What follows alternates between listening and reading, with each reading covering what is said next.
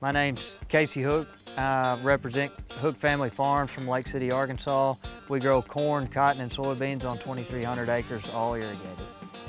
So BioBoost it's an easy product to plug into anybody's operation because it takes no more effort than what you were going to do if you were going to handle the seed. So if we sprinkle the top of a Pro Box and dump it twice, then we can put it in our seed tender.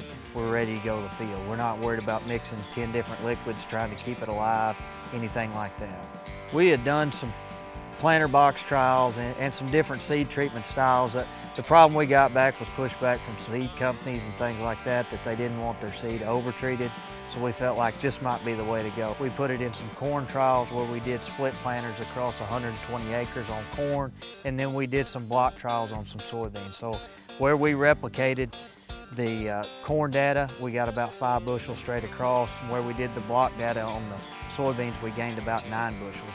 So when we look at the early season, to me, that's one of those deals. If we see a big vegetative growth coming out of that ground, we know we're in trouble right off the bat. Some people will promote that as good things.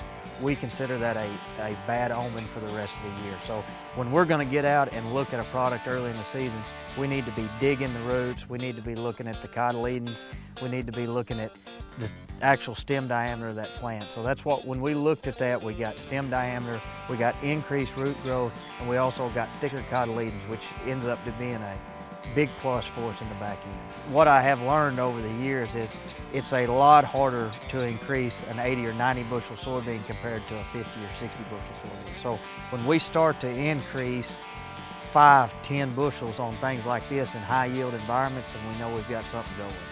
As good as it had performed last year, we didn't want to miss the boat going this year. We obviously still left a few checks, and we've got it in some replicated cotton data that we're moving forward with now that we should be able to analyze this year and see how it worked on that platform. But it's one of those deals when you see such good results, it's hard to leave it out. BioBoost is an easy use for us. So we're just like most people around the country. We carry around a seed tender, plant out of Pro Boxes. So when we're doing that, then all we have to do is we go box to box twice into the tender, and we're ready to go to the plant. We went from 14 inches of rain in April and 28 inches over a 60-day span to 0 rain for 90 days. So to make up for those lacking in the weather events, then we have to do different management strategies. So we have to pivot along the way. But what we do know is we have to start the plant correctly. And so if we can start the plant correctly with the BioBoost, then we can build off that through the year and then make management changes off of that.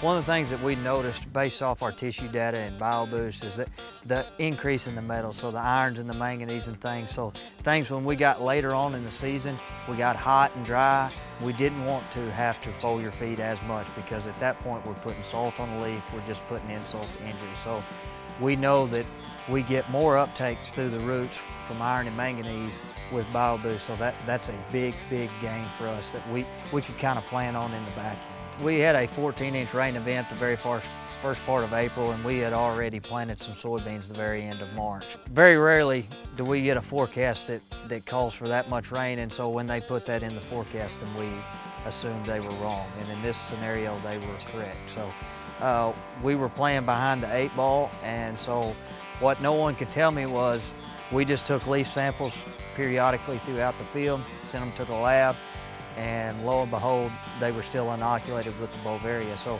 we knew moving forward the benefits that we would have got off that BioBoost in the front end were still going to play with us through the back end. So kind of an amazing type product for something that's endophytic like that to live through such a stress event that was submerged underwater for 5 days. Kind of amazing, really.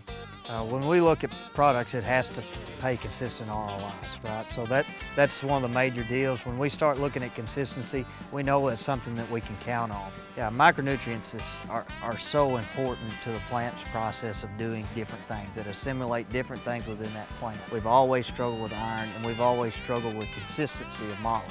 So those are things that we're always looking for. And what we know based off soil tests is we have abundant iron based off our irrigation events. So we need to see about iron. We gained on every node when we did that. But the problem was it was not on an economical level, because not only did we have the application, but we also had the product cost that went with it. We just need to figure out how we could do that without making 20 foliar passes within the season. If we can cut that down to 2 or 3, then we made a lot more money. So we use BioBoost.